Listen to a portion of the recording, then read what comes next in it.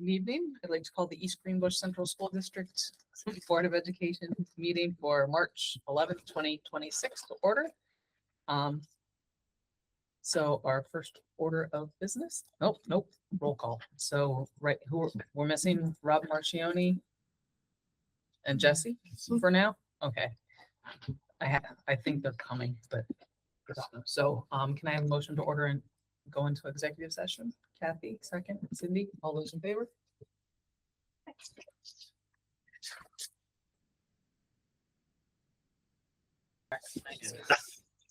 Moving back into things, can everybody please stand for the pledge?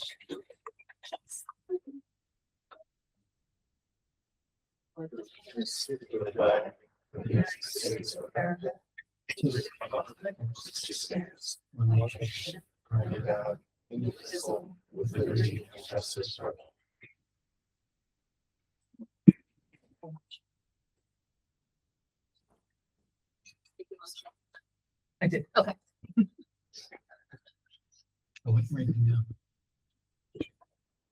Okay, first up, student council, Natalie.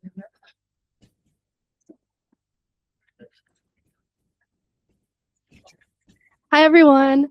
We have a few updates today. So the first thing that we wanted to talk about is spring sports starting. We had a great first week, especially with the weather being so nice. So we're so excited to see how successful the teams will be. 2 weekends ago was the Columbia musical Pippin. I thought it went pretty well, and we're excited for next year. We're going to have a viewing party pretty shortly, and this weekend is the Goff musical. Tomorrow, the student council is going on a field trip to the American Dream Mall. We're really excited. There's tons of things that the students can be doing. There's rides and lots of shopping, indoor mini golf, everything. There's a Ferris wheel. I don't know how that fits in a mall. It's in New Jersey. It's East Rutherford. Rutherford. Oh, I I don't know know. where it is. Oh, I never. Yeah, it's the second biggest mall in America.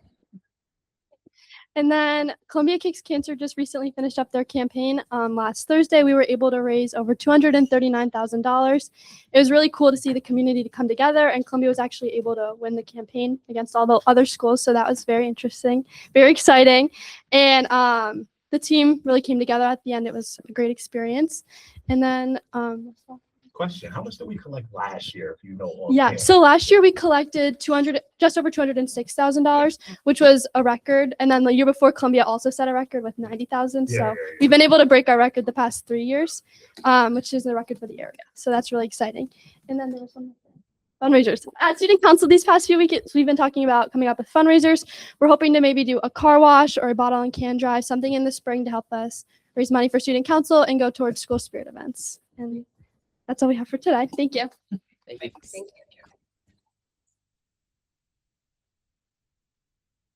Okay. Moving on to approval of the draft minutes for February 25th, 2026. Any questions, comments? Making a motion to approve. Cindy, second. Kathy, all those in favor? And then those abstaining.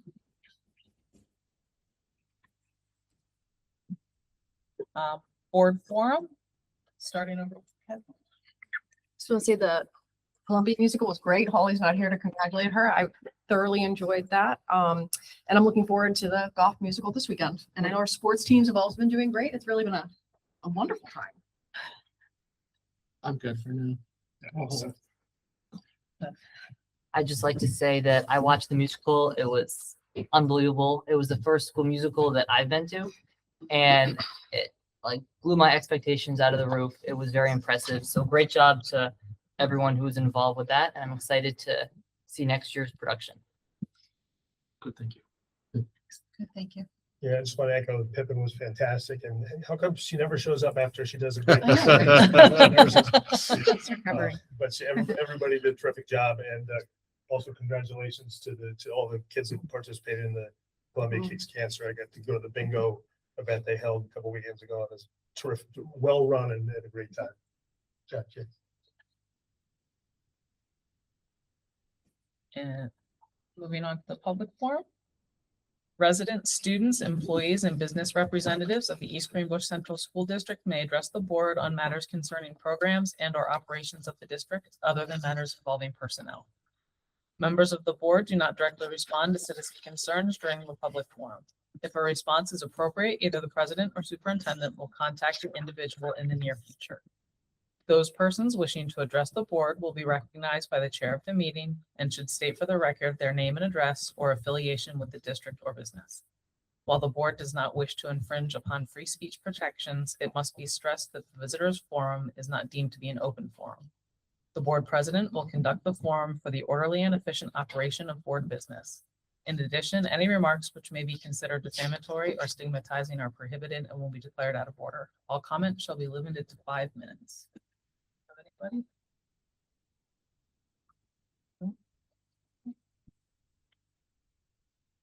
All right, reports and presentations, 2026-27 proposed budget. Good one, if you could get that queued up for us.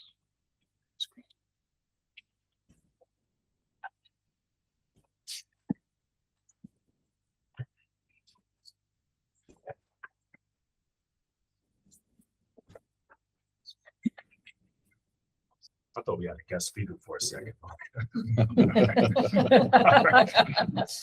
So we are on track still with the approved budget calendar, and different from last week, this presentation tonight will be the first round of review of budget expenditures.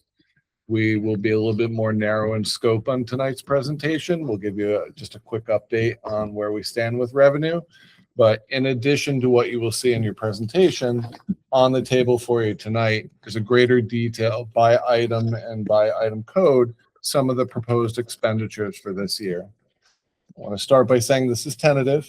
Mrs. Mulligan is still working through, and with some of my direction and response to questions, how we can become more efficient, where are opportunities for efficiency, where are opportunities to put some controls in on expenses.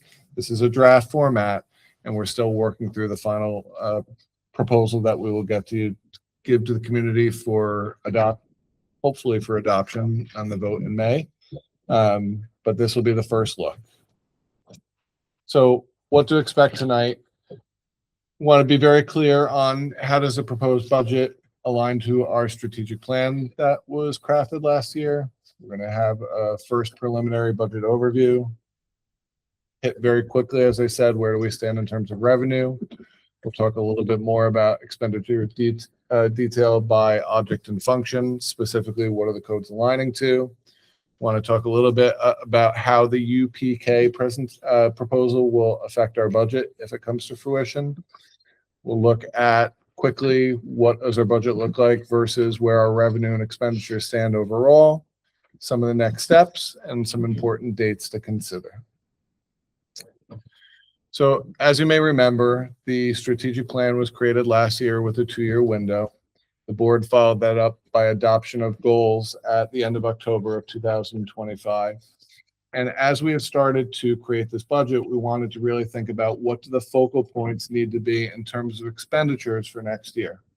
You've heard us repeatedly talk about what are some of the changes that are going to need to happen in terms of Portrait of a Graduate, professional development, changes in coursework, materials and supplies. These are things that we've been very closely, sorry, getting a little feedback, sorry about that. These are things that Mrs. Mahar has been very closely in tune with, really considering where we need to be moving forward into the new year. Obviously, we have ongoing conversations from as simple as when we're creating the new school calendar to look specifically at budget lines on creation of professional development that will support those goals. One specific item that came out in board goals for this year that we will push forward into next year is how do we enhance our community relations? Those forward-facing items such as online registration, making sure that we can make contact with families that don't necessarily have resources for internet connection at home. What are we doing to make sure that we're reaching every part of the community to ensure that they have what they need to have their children registered for school, access to resources, and access to a free and appropriate education?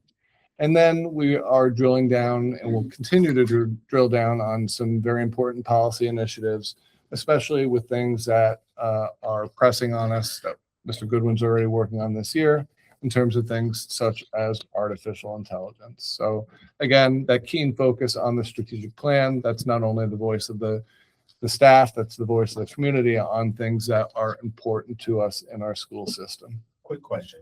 Do community relations include, like, I totally hear like reaching out into like, like our immediate stakeholders, like families and students.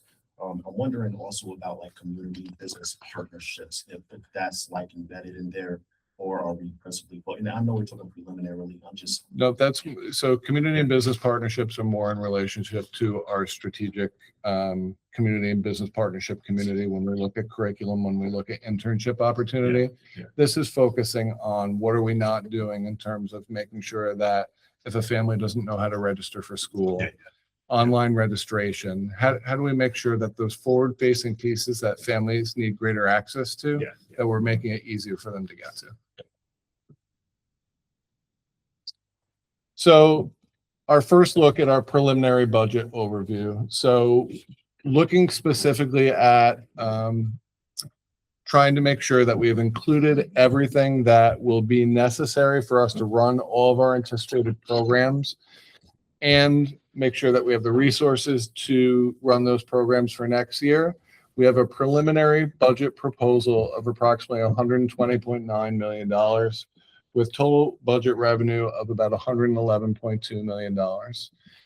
Without even thinking about any appropriation of fund balance, we're still looking at, we have to consider a $9.7 million gap. Now, that being said, we did increase our appropriated fund balance from last year, so that will have to be a strong consideration. We'll have to make decisions on whether or not we want to use the same amount of fund balance. And if we do, if you continue across the screen, if we appropriate the exact same amount as fund balance as we did last year, we would be down to about a $2 million gap. Okay. We would have to look very critically at our expenditures. We'd have to look at opportunities for additional revenue. But as the budget stands today, that is exactly where our first overview looks for the 26-27 school year. So Curtis, a while back, we talked about the philosophy of how we're going to approach the budget. Could you look at this in a hybrid way, like we talked about in terms of the rollover of the percentage, or how did you approach this? So different from past years, instead of meeting with all the principals and directors separately, we met in teams this year. The elementary group met together, the middle group met together, and at all of those meetings, all of the related directors were there as well.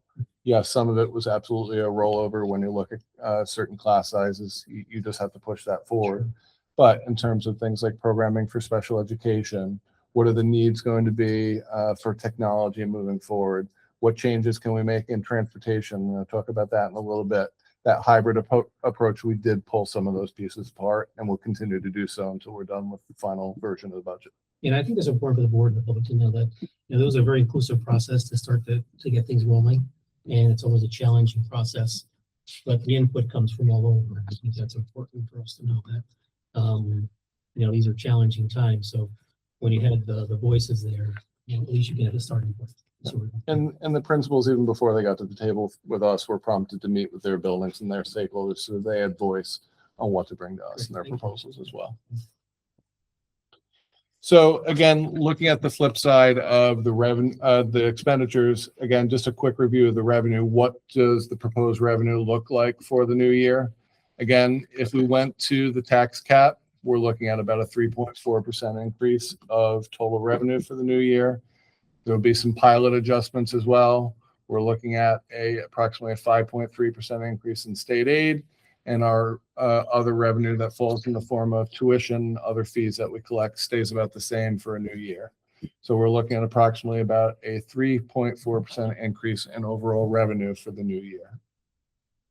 Can I ask you a question? So when we have a decrease in pilot revenue, is that because a pilot agreement expires? So Do they typically, roll onto the regular tax rolls? yes. So typically when a pilot expires, it does roll into the tax revenue with one caveat.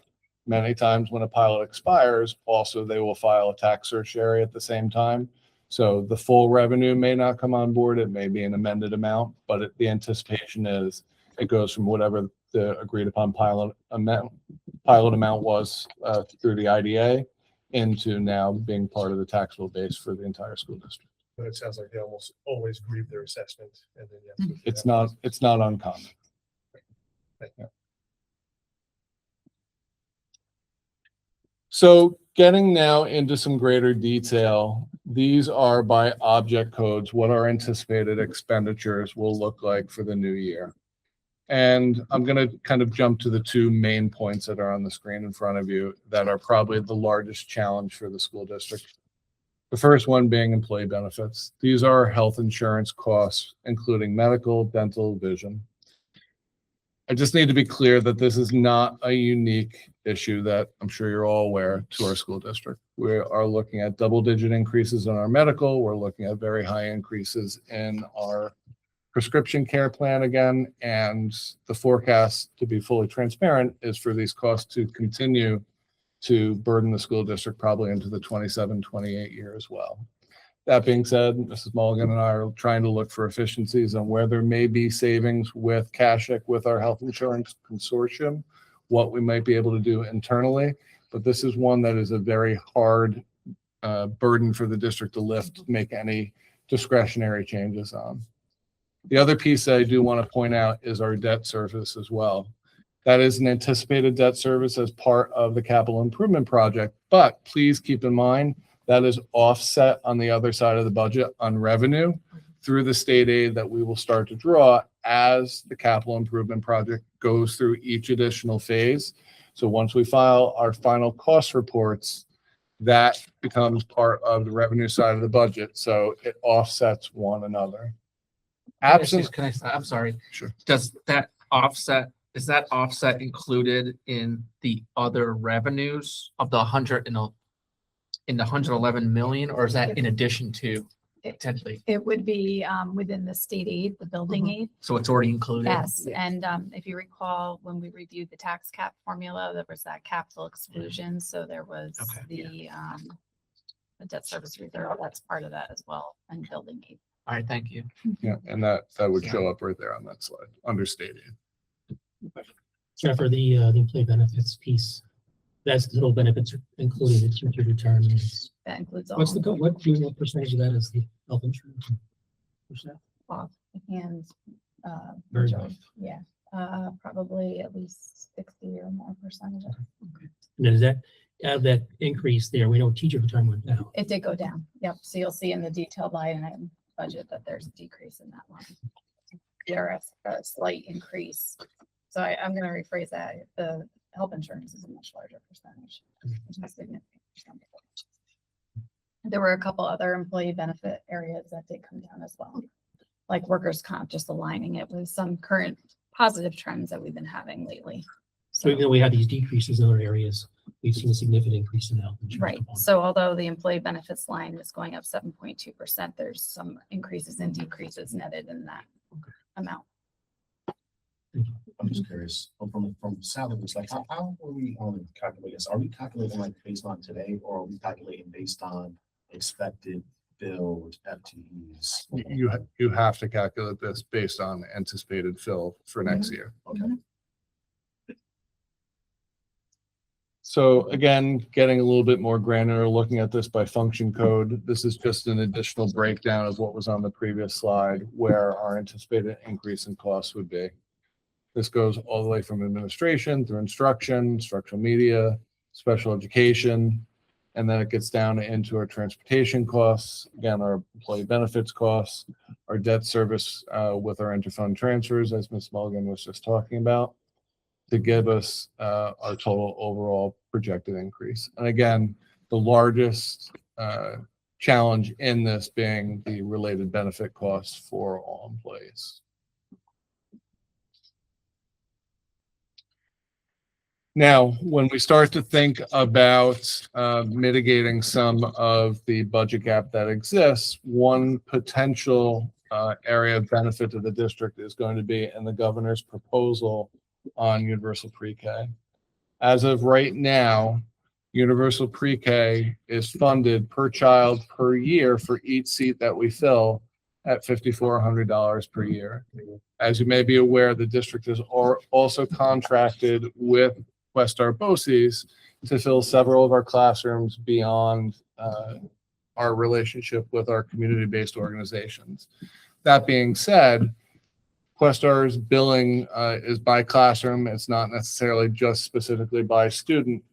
That cost grows from the general fund currently at about $430,000 per year. That being said, if we just push over the same number of classrooms with Questar with the anticipation that the aidable amount goes to $10,000 per year, we have the opportunity to reduce the amount that we appropriate out of the general fund, closing that gap significantly. The question would be, how many reserve seats would we want to leave in? You know, we do have the potential of leaving some contingency slots in there to ensure that every child that would request a spot would get a spot, but that $10,000 proposal from the governor would certainly help us to be able to close a good portion of the budget gap that we're currently experiencing. So it's important for us to just keep in mind that our operating deficit has to stay on our radar. As I said to you in the beginning of this presentation, if we push the budget forward with the proposal to appropriate the same amount of fund balance to balance the budget for this year, we do run the risk of our operating deficit continuing to grow. And in short, what we have to watch over time is eventually we're going to run out of reserves. We just need to look for ways to continue to close that gap. On the revenue side, that's far more challenging. We're heavily reliant upon local property taxes and state aid. Our control comes on the expenditure side. The other caveat that I want to put to this slide is this is anticipated. As the school year goes on, if we have a warm winter and we don't use as much fuel oil, if we have positions that we don't fill, that deficit can shrink by the time we get to our final accounting to close out the school year. But this is what we're looking at in terms of a projection for the new fiscal year. I'm just curious, the graph with the operating expenditures, operating revenues, those charts are real data, like those are not projections, correct? Because what I'm seeing on the operating 25, 26 is projected because we're in the middle of that. 25, 26 is projected. Correct. So 24, 25 was real. actuals. And the only reason I'm asking, because the derivative, like, so like the real time, the current slope trajectory in that projection, right, looks stark to me on the revenue line versus the operating expenditure line, right? And like the derivative is my worry, right? Because eventually that's what's going to be the issue to where, right, your destination is. But in summary, these are the reason that this is just getting into your hands tonight. I wanted Mrs. Mulligan to have as much time to go through the numbers as possible. These are real numbers as of now. So this is true data that we're looking at. So next steps, we have a gap. We have to acknowledge that we still have a gap, and how do we do that? One of the options is we make strategic reductions in certain expenditures to be able to get our anticipated expenditures down for the new year. As we talked about, we need to be very careful of how we appropriate fund balance. The fund balance appropriation for last year was significantly more than it was last year. If we look to balance the budget using the same amount, we need to be able to look forward to say, how are we going to continue to try to get expenditures under control to be able to balance the budget. One of the things I think it's important that we all take notice of, so several years ago, the state started a regionalization initiative. How can we look at ways of shared services that could become really crucial for all districts, small and large, that would allow us to realize cost savings? I can tell you this week, I was able to attend a conference with Mr. Lips, looking at opportunities for us to cut back on some of our transportation services to out-of-district placements. It's not uncommon to go to some private schools where 4 buses are from 4 different school districts are following one another from one private school to the next. How can we create some opportunities there where we start to pull back on running those buses? Educational services, the same thing. Do we want to look at our special education programs to open tuitioning to other small districts into our special education programs? Do we want to look at greater opportunities with any of our BOCES to put students in added district placements where it may be of appropriate placement according to the CSE, but of benefit to the school district financially? These are all things that we need to look at very closely. And of course, we always want to look at how can we maximize on our funding as well. You know, we've gone and we've met with our elected officials in terms of state aid, tuition, use-based fees. Those are very small pieces of the pot, but they're always things that we can look at as a chance to increase any funding that may be available. As we printed this today, the legislature did release its one-house budget. I haven't been able to go through the proposal in its entirety, but we need to see what the legislature has proposed to be able to reconcile what we are going to put forward to the community. Hopefully the budget will be adopted, knock on wood, by the legislature before we get to the point where you have to approve a budget. But we have to look at that very closely to see what other revenue may be included for us as a district. We want to always look at those efficiency opportunities. As I said, this is a first look for us today. I wanted Mrs. Mulligan to have as much time literally to go line by line and talk to the directors and the principals to look for ways to maximize our resources, but we're going to continue to do that until we get to the point where we have to push a budget forward to be adopted. The other thing that will have to happen before the end of the budget process is a final decision will have to be made on the capital outlay project. I will tell you that we did move some money within this budget to be included as part of the capital outlay. So that's why the difference in the tax cap from this week to last. So that would be the difference if you choose to leave it in there, but we would need to make a final determination. Do you want it to stay or do you want it to come out? And that would subsequently reduce the tax levy cap for next year. Some important dates. We are coming up on the date where board petitions for running for the board. We will have 3 seats that are up this year. On the 25th of March, we'll have our next budget review. We'll have some more definitive information. By the time we hit mid-April, like I said, we're going to hope that we'll have an adopted budget, both by the legislature and the governor. Board petitions are due by end of April on April 20th. We'll have our budget hearing on May 6th, and the budget goes before the community for a vote on the 19th. We are to the point now where anything additional that we can discuss, respond to questions, anything else that the board might want to see in the next presentation. We certainly glad to take that feedback or answer those questions now. I told you I was saving my questions. Salaries, not the employee benefits, salaries. We have a bunch of retirements that have come in.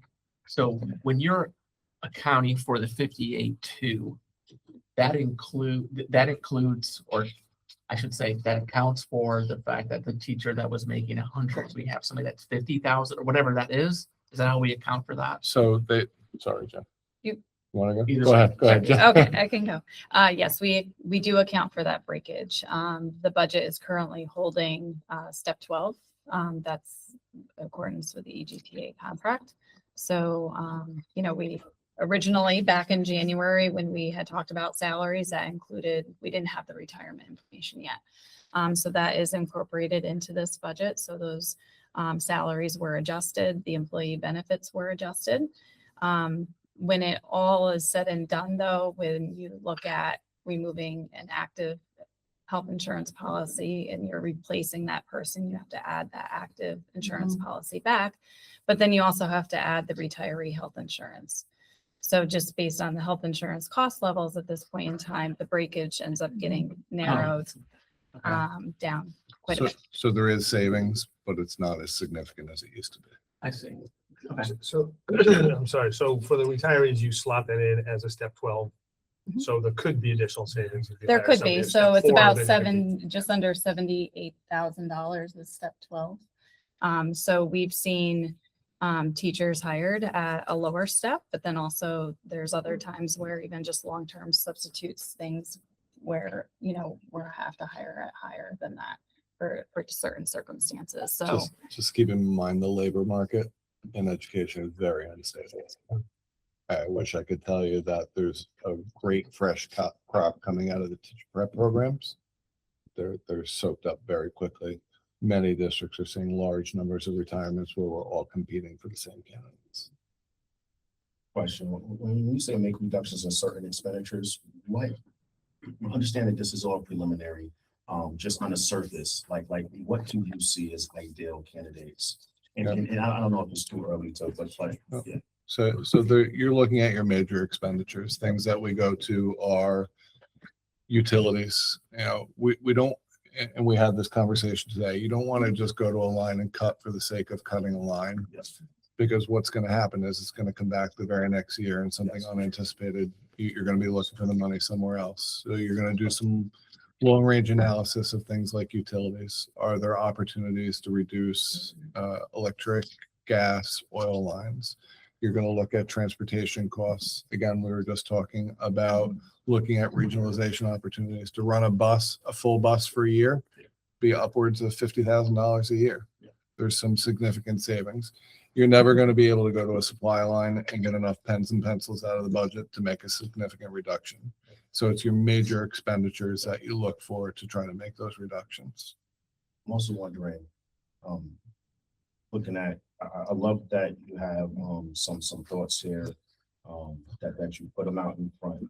I'm trying to delineate between like short term, thinking immediate budget here versus long term. And just thinking like future presentations, I would love to see like ideas that we can hit around, redefine looking forward. Short term, what are we thinking immediately? I saw UPK explicitly there. I see major, like what you say is like it's there. I'm just, yeah. A menu of options. Yeah. Understood. Yeah, we can have that ready for next time. Well, I forgive these potential stupid questions, but at some point, if we're looking to decide whether we're going to use the reserves, when do we tell you that? Like, I mean, Honestly, before the budget is adopted. I understand that putting in front of you almost a $10 million gap is a challenge for you to see.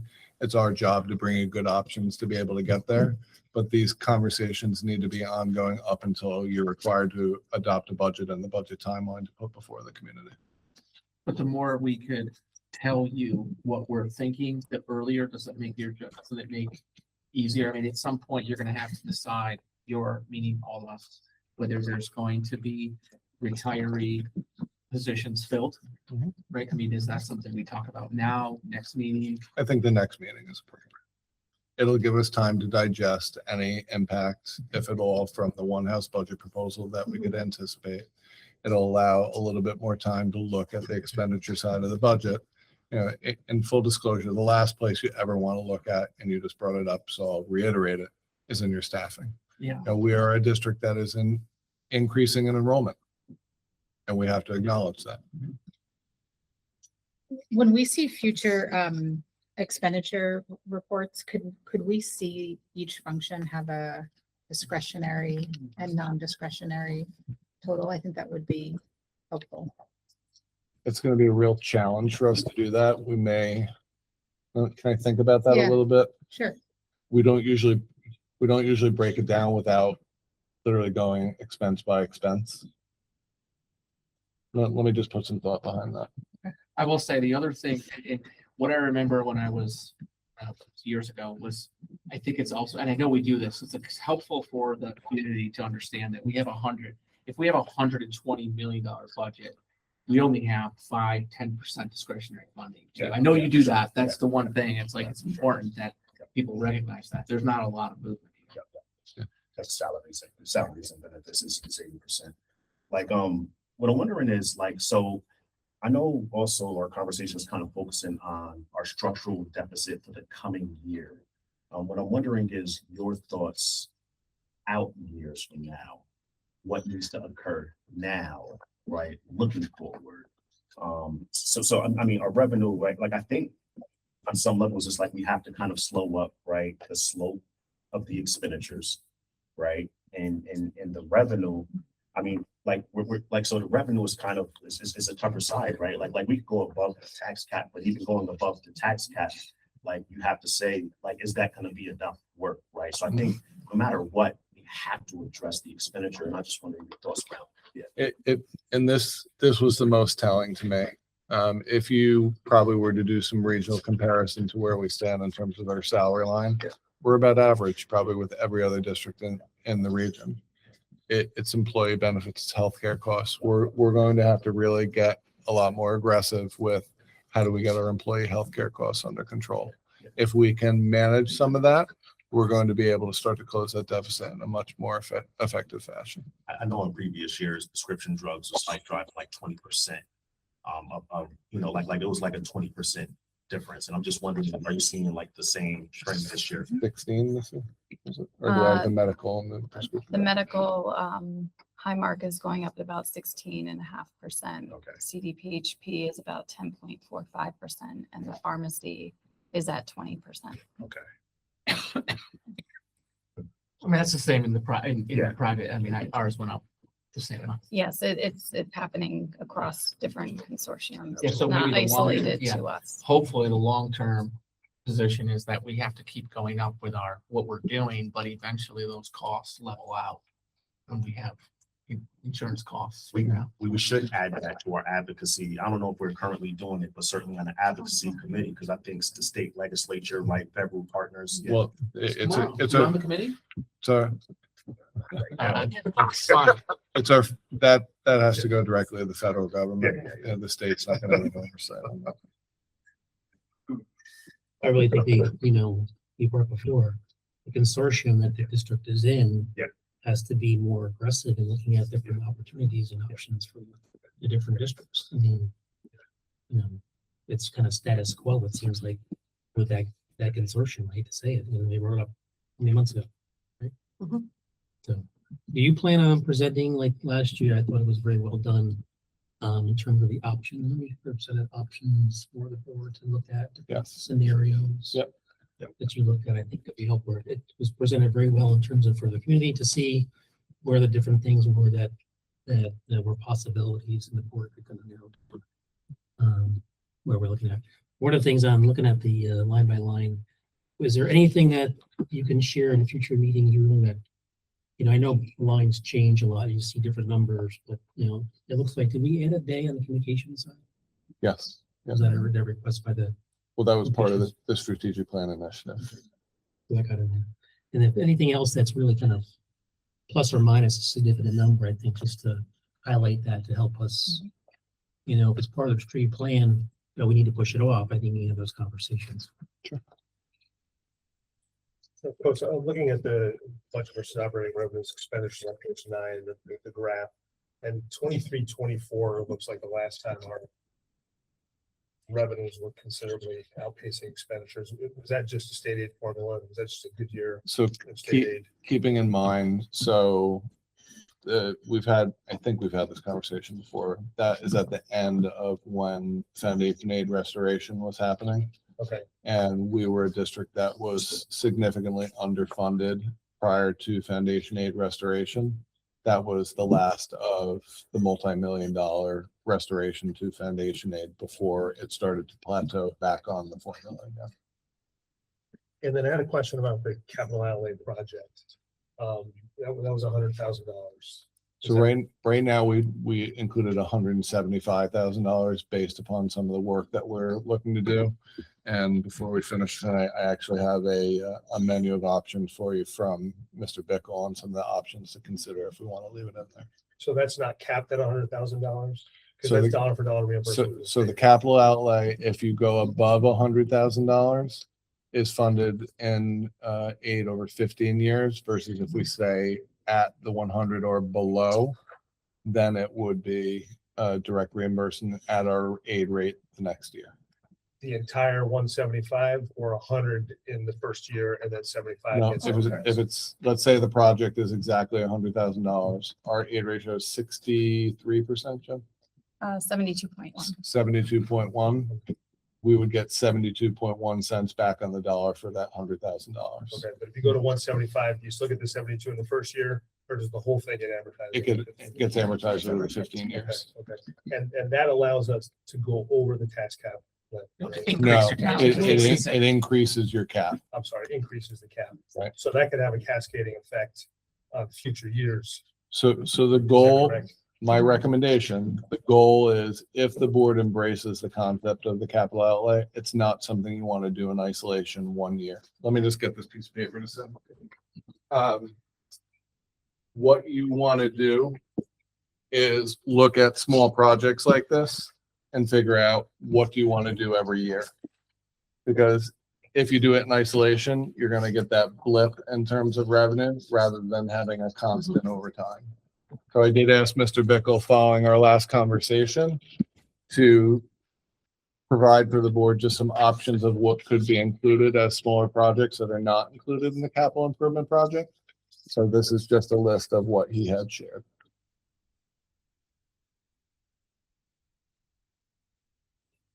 And again, this is just something that would have to be addressed before the budget is adopted. Limit to one like project per No, budget year. it's a dollar cap. Okay. Is there a ceiling for the capital outlay? Or how much you can allocate to the capital outlay project? No. There's not. Oh, interesting. But the most that you can spend in 1 year to get the direct reimbursement next year is still 100,000. But if you're willing to go over the 100 and advertise in 15 years, you can spend 5 million. Correct. Or keep the same number of students we anticipate for Tech Valley and stuff like. Yes, we did not increase or decrease. And again, some of that is reflected in the BOCES costs. Increases in tuition for those programs. So I don't see a potential downside for this. Am I missing something? Capital outlay. Yeah, my feeling is whether we go, I just off the cuff, whether we go higher than 175, but that's just my position. And again, just keep in mind, we did not add any new money to the budget. Jen, you want to explain what Yeah, you did? so when you look through your budget expenditures, right at the very tail end, there's these 9,000 function accounts, which are interfund transfers. Basically, you see that the net change between those interfund transfers from Where's year that? to year, at the very back of the expenditures. Towards very bottom. Oh, I thought we were looking at something else. Yeah, if you go into your binder and go on page, Green tea. yeah, 20. It's not grouped as nicely because debt gets intermingled, but you'll see it starts with interfund transfers account starting 9901. It'll be on the left side of your book. Okay. So towards the bottom of the page, it's category called interfund transfers. So the first one is that transfer to capital project, which is the $175,000 that we're talking about. And then you'll see right underneath that, there's a transfer to the lunch fund because of the community eligibility provision. The general fund hasn't been needed to subsidize the school lunch fund, so we reduced that. And then the third component is the extended school year program. The non-aided portion of that program, we did need to increase that transfer a little bit. So basically the net effect of those three transfers is a budgetary increase of $4,000. So virtually we're keeping the same money that was in the budget in the previous year in this year, but repurposing it as a capital outlay project to generate aid in the future and to accomplish some much needed work that needs to happen. So that's where the 175 came from. Was to basically keep that virtually budget neutral. So you wouldn't recommend going, I hate to, I'm not trying to put you on the spot, but you wouldn't recommend going higher as something to consider? Don't answer it now, but that would be a thought for you. So can I just ask a clarification question on that? So the 175 that we're looking at allocated towards capital outlay, that was money was going to be spent in the budget anyway. We're just putting it in a different bucket and It spending hasn't been needed. So it's been in the budget, but it hasn't actually been We haven't spent. actually spent. Is that the contingent, are we thinking contingency funds, like on the construction side? Like when you say it hasn't been needed, I'm just curious. So that was for the school lunch fund. The Okay, school got it, got lunch it. fund transfer hasn't been needed the right. last. Like, because couple we of get years. such high reimbursement now on the free lunch meals, Yep, yep. where we used to have a line item to cover the cost because the school lunch fund would fall short. Yeah. We don't need that anymore because the lunch fund is whole. Okay. I'm wondering about and I know this isn't a today or even a next year solution, but I'm wondering about like consolidations, and I think regionalization will kind of fall into that bucket of long-term planning. I think some regionalization probably could even be short-term depending upon what targets, but I'm very interested in like long-term creative solutions, especially thinking about health benefits that's going to sustain over the next several years.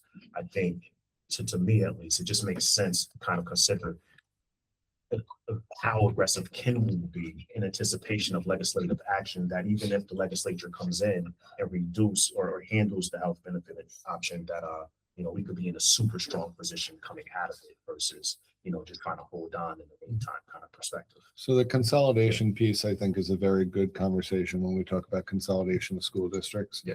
It's a very good idea for the board to watch very closely. It's not a consolidation, it's actually an annexation that's going on between Troy and Wynantskill. Yes. One thing that people will take note of, if that goes through, there's a very, very high incentive for those two districts to merge. Yes. If it goes through, they're going to get over $200 million over a 14-year period.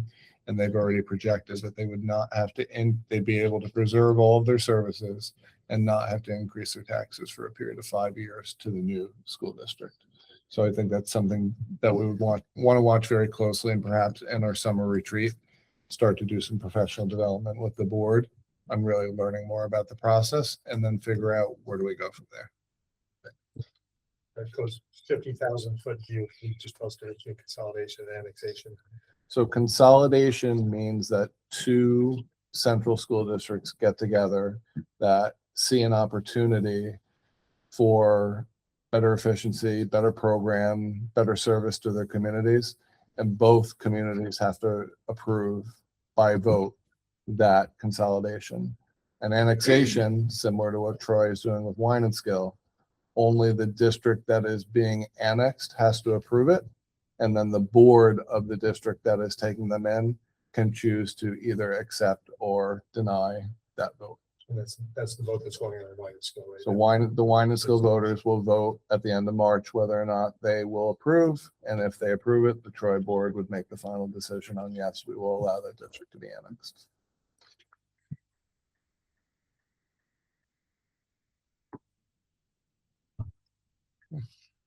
Great, thank you. So you don't need any information from us. At this time, no. Thank you. Moving on to discussion items. First up, portrait of a graduate.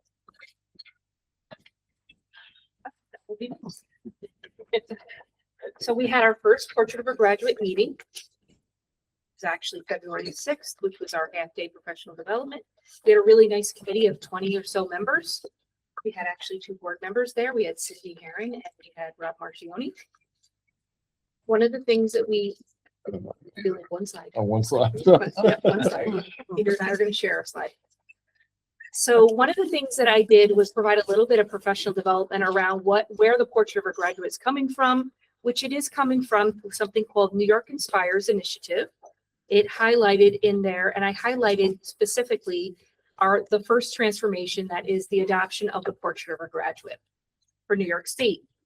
One of the things that many of you know already is that East Greenbush has already been, we're now, I guess technically it would be our 3rd year. We already developed our local district portrait of a graduate. So one of the things that we were recommended to do first and foremost was to align the two. And as a committee, when we met, it was really important for us. I really gave an outline of how it was developed, the East Greenbush one, and we really looked at the New York State one.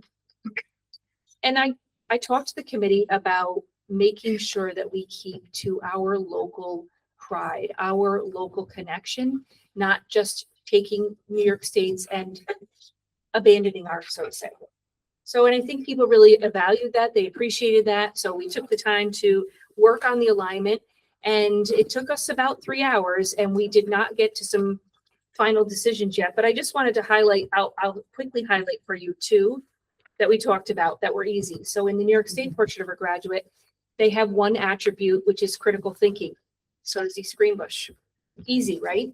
We also have an effective communicator. So does New York State's portrait. So those were easy. Ones that were challenging are East Greenbush has one attribute, which I think is very valuable and really one that as a committee, we decided we were not willing to let go of, and it was empathy, empathetic. The state does not have that. Doesn't mean that they don't have it in there. And we decided that under the attribute in New York State, under global citizenship, and a little bit with effective communicator, that empathy falls. So what I asked our committee, our groups to do, I had each of them get into pairings, and they did a really nice bridging the gap activity. And what I had them do is find some common language, bridge the gap, and then see if they could come up with what they considered to be a unified attribute.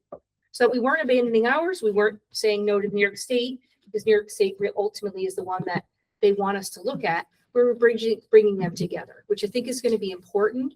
So for our next committee, because we couldn't get to some final solid decisions on certain attributes, we just have two, I believe, what we need to talk about. We're going to come up with a new, I would say, call it a new shared improved portrait of a graduate. We're not really, I would say, one pager. That's what I'll call it. And that's our next steps. And we'll also be reviewing our portrait of a graduate roadmap that we developed and making sure that it aligns with our strategic plan. That's the portrait of a graduate committee. Couple questions. So recently, and I meant to connect with you over, so recently I met with NYSED. I'm on the New York State School Board Association's DEI committee and also the DEI resolutions subcommittee. And part of that work is also talking about, so we met with NYSED, I want to say last weekend or a weekend before, and we were talking specifically about Portrait of a Graduate. And one thing that they were talking about was, and I think it's great that we have a head start, you know, because New York State School Board Association currently is planning on rolling out guidance to all of the state school board. And I think having feedback from our district of some of the pain points, right? Some of the work that we are already doing could be instrumental in helping to message some of that. And one of the things that really stood out to me though is that they really emphasized how Portrait of a Graduate is not meant to be necessarily extra learning, right? The idea is 100%. yep. So one of the ideas is that it's meant to bring all districts up, right? That might not be performing as well, that there's a common set of understood competencies when a student leaves education. So one of my questions was, I have two questions. One was just that we're doing it exactly like that, you know, when we say empathy, that is being integrated in the curriculums that we already have, but finding opportunity within those curriculums that work is being done. And then number two was some of the pain points in implementing to date. Like what does that look like that we're experiencing to date? So we're into our third year of our Portrait of a Graduate. And I think when you have a turnover of leadership, I think that is a pain point because we're just trying to navigate that. So it's important for stability, which I think bringing, you know, me into this role has helped to kind of bring that momentum back. I also think it's about, like you had said, letting people know that it's not extra, right? That this is already much of what the work that's being done with Portrait of a Graduate can be done, right? It already is being done and can be done even, we could just show people how to do it in the classroom. It's literature is a great example. How do we bring empathy into the classroom or critical thinking? And by just reading a book and having conversations. Effective communicator happens all day long when we speak, when we write, when we draft emails, when we type letters, essays, responses. So really, ultimately, it's about, and also it's about bringing equity for all. And I think that's what this does. These attributes are going to allow us to ensure that no matter the learner from A to Z, all of our learners from East Greenbush schools are going to leave with these attributes and be successful, whether it's college, career, or life ready. Can I interject one thing? Absolutely. So I think it's interesting the point that you brought up about learning from other schools and interjecting the state education department, the superintendent's conference last week.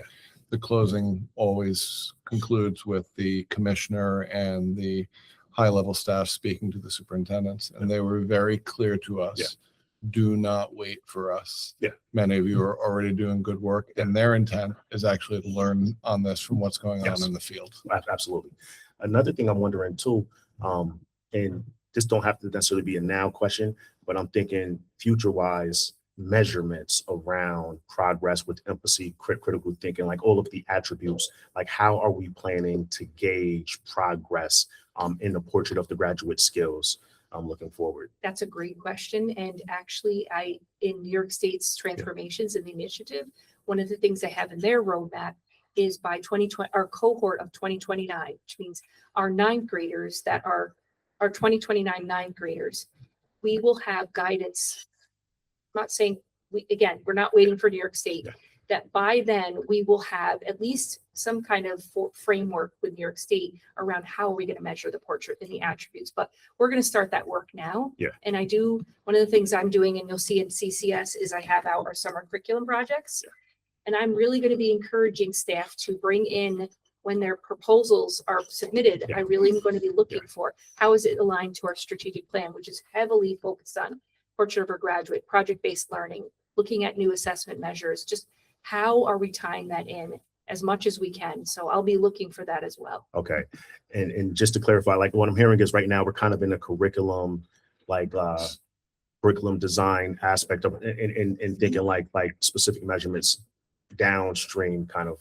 I'm sorry, I'm listening. But, I'm sorry. I don't know. Were you distracted a little by the sweeping? Yeah. I No, think I am. it's all right. But no, it's good. No, I think we have, one of the things I really like is that just having a streamlined, one kind of narrow vision, right? I mean, our strategic plan really keeps us centered and keeps us focused. Yeah, yeah. That's really important for me as well. Yeah. And I feel fortunate to have been in the entire process from the beginning. Yeah, yeah. So I feel like I essentially, once I got my footing, I'm now able to hit the ground Got it. running, and I'll ensure that we're following the correct steps to make sure we're.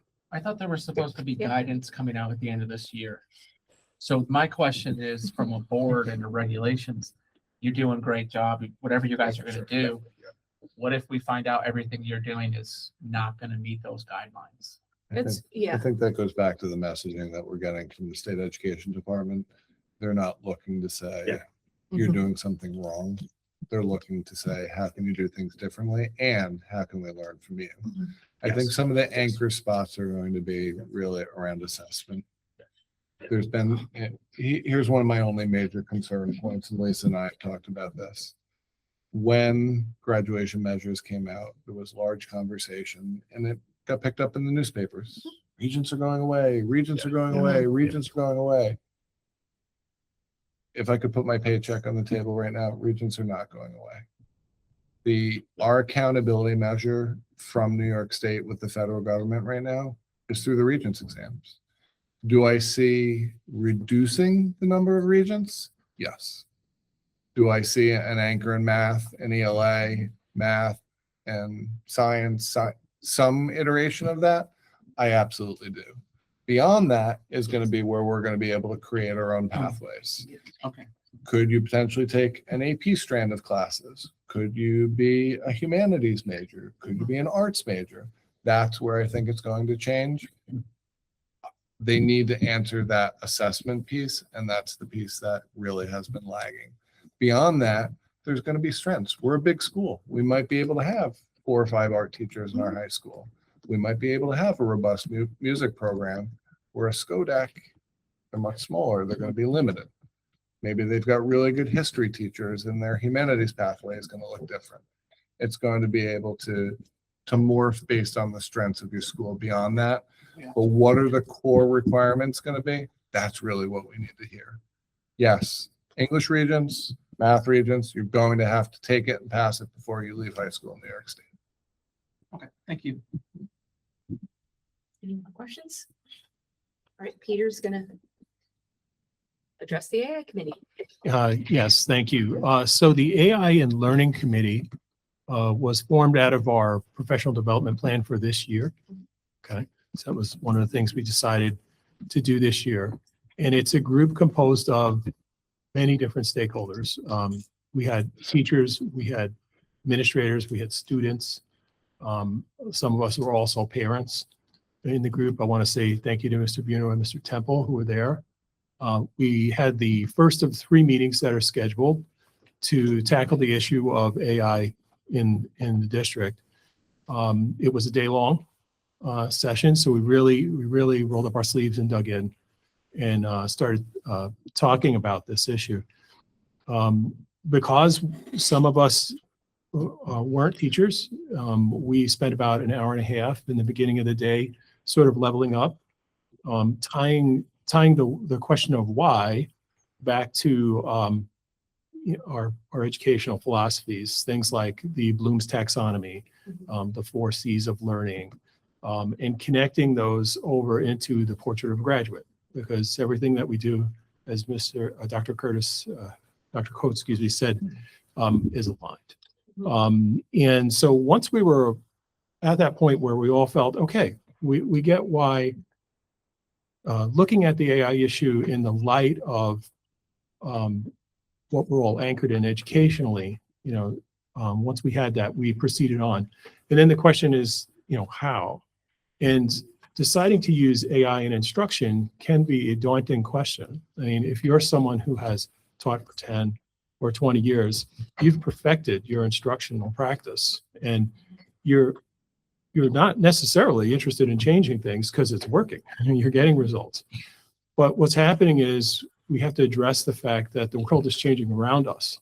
And there are those things that our students are going to encounter when they enter the workplace of trying to establish their lives that include AI.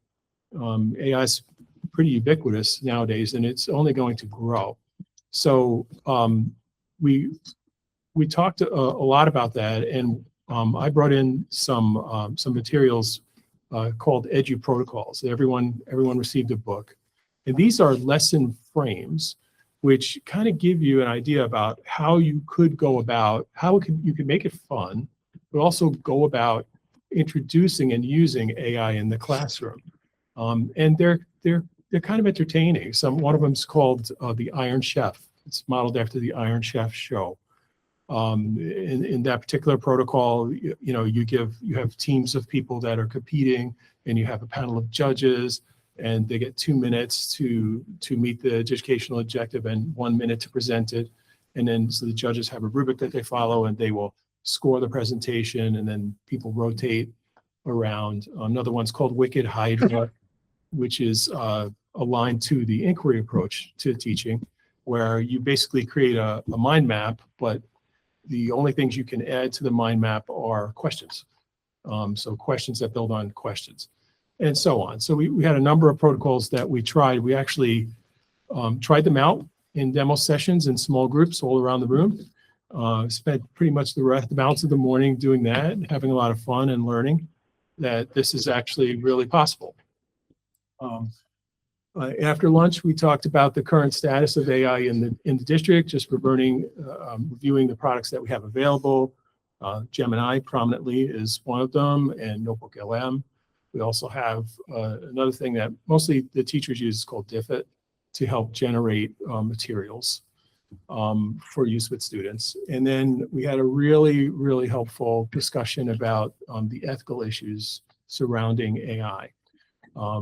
People really opened up at that, and I was really pleased with the input that I got from everyone, especially from the students. And so took that information back, and what we're working on for the next meeting is, hey, let's develop a toolkit that we can use with resources that put other educators in the mindset of where we are, and also recognize that, really there's an issue of student agency with AI and sort of defining them for that. And we identified that we needed to develop a course for the middle school level, and we needed to develop a course for teachers so that everybody can come to the same point. So we meet again in April, I believe it's April 14th, and then we're going to meet again in May. We're just going to continue that process and go deeper, dive deeper and deeper. really fantastic meeting, and I got really positive feedback for it. Quick comment. I think the presentation was great. Like I loved how you had very specific examples that made it accessible. Recognizing that there's very levels of AI expertise in the district. I love how it was very example, do this like this kind of driven. I thought it was great. I had a quick question. If like thinking about the tools and looking forward to April, if you could just like recirculate. I probably got it actually in my papers. I got my binders on my desk, but I'm just thinking about, because I know you had that chart with the very specific goals that you had. It was like that list. I'm just wondering if just by any chance you could recirculate that. Sure. And a quick comment was, I wonder if there's any advantage to having like a subcommittee that and I totally hear what you're saying. When I asked about I asked about API access, and I totally understand potential issues with security, especially depending upon how all our data is stored. But I'm wondering if we could use like another framework or as a like a smaller group, of like that could get more advanced and try very specific prompting like on an API Python instruction level, so that just if there's opportunity for advanced use or even to make advanced use simpler as a framework, that we could work in that direction is what I was wondering. So I agree, and the best way to start that is to develop a center of competency in that topic amongst the faculty, and then together with students, and then proceed from there very carefully, because basically when you do things like that, you want to have what we call a sandbox, For so sure. people can play and not do any potential harm. So 100%. yes, I agree, but we start with it, developing a core of competency in it. Thank you. Well, I think, that's a great idea. Because I think it's a little premature, given the state of where we are. The AI, right now, students have no access. Right, it's clear. Staff are piloting and playing around with it. It was helpful to me to see kind of the tools.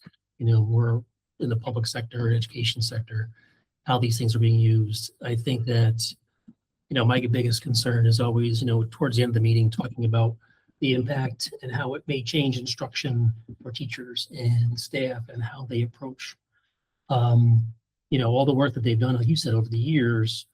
How do they make those shifts that may be required to integrate some of this technology into their learning with their students? And I think it's going to be a big effort for this board to understand how we develop a policy to help guide them, and then procedures and guidance on what are best practices, and then how we can help them with their professional development to learn as educators and administrators. They're very challenging things that are already happening at the college level that they're trying to work through. And, we're talking about students having access to these tools outside of the district, and then how are they using those things, and then how is that impacting what's happening in their learning. So I think, it's a big undertaking for this district. It's a huge shift, much like, we had to make, rapid changes due to COVID and technology. My biggest thing is that this technology is moving so fast, and we need to make sure that the board supports the guardrails that are needed, that our teachers have the right support, and to make sure that we're doing it right for kids, because, they're very helpful tools, but they can be dangerous tools. So I think that's important. I got a quick question. I think all those points make perfect sense. I think premature is a big word. I just want to say, only because it's kind of like portrait of a graduate, right? Like we're not really in a space where the state have official guidance yet, like from a policy perspective, but the work that we do sometimes help inform some of those longer range, like policy considerations to even understand what the implications are. So I see it like kind of like the way that I'm speaking on it is kind of like doing both kind of helps inform, and that's why I think smaller group, sandbox, very constrained. But because what happened is like just to understand the implications, we have to progressively get broader and broader and deeper. And through that, right, those policy guardrail pieces become much more evident, right? Like about, how it all works together. So that's my only thing, but I totally hear all of I think it becomes a capacity issue, Jesse. There's so many things that people are undertaking right now. I think capacity is a huge issue. I agree. I agree with that. And making sure that we have the right expertise, especially when we're trying to invest in the right tools and we have a budget that we've shown tonight that it's pretty challenging, right? So I think that's that balance and when we can do things strategically as a board, this is what we're here to do. What's the time frame, what are timelines, and how we can best support, educators in this process. Is it also, again, I don't understand AI completely, but we're talking about helping teachers, guardrails for teachers and things like that, but isn't there also a part of this on what students are going to be able to use as well? Is it two policies, one policy, one part of it is going to be students, one part teachers? That's where I'm getting. Yeah, I think you're confused gonna, as to you're what just we're gonna talking incorporate a about. lot of different areas. I mean, the business office functions, the administrative role, teacher role, student role. I mean, it's a big undertaking. Yeah, for sure. I think an important part as the district moves forward here is to really think about AI tools that are innate to the technology we already procure. Mhm. And like leveraging things like Copilot and Gemini and those things versus third-party solutions. I think it's really important from a security perspective. I think it's really important from a sustainability perspective. And Jesse, I completely agree. I mean, this train is way out of the station, and I feel like we need to try to figure out how we operate with a little bit of urgency here, because I do think we have an opportunity with instruction, but also with students, to teach them sort of the right ways to use these tools, provide some guardrails and that kind of thing. Like it's happening, right? It's happened. Yeah. So Instruction at the middle school level is a great place to start Yeah. about those ethical considerations. Exactly. And also I think a lot of businesses are making decisions to use tools that are like, if, businesses use by Microsoft, right? So use Copilot, it's innate to Microsoft. And you've already kind of addressed a lot of the security standards there. So I don't know, I think that's just another approach too, versus a lot of third party that can get a little squirrely and become kind of a matrix of various IT policies and whatnot. Yeah, we talked about that as an important aspect Yeah.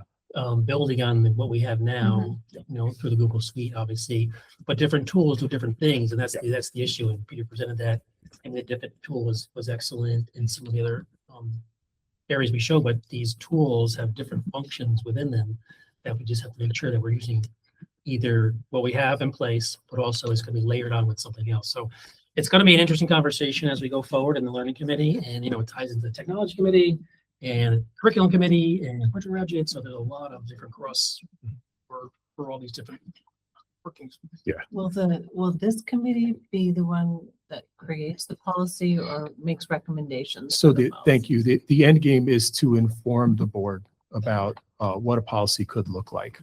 So I guess one of my questions is, and I think Rob was hitting on it a little bit, that teachers have had access in using it.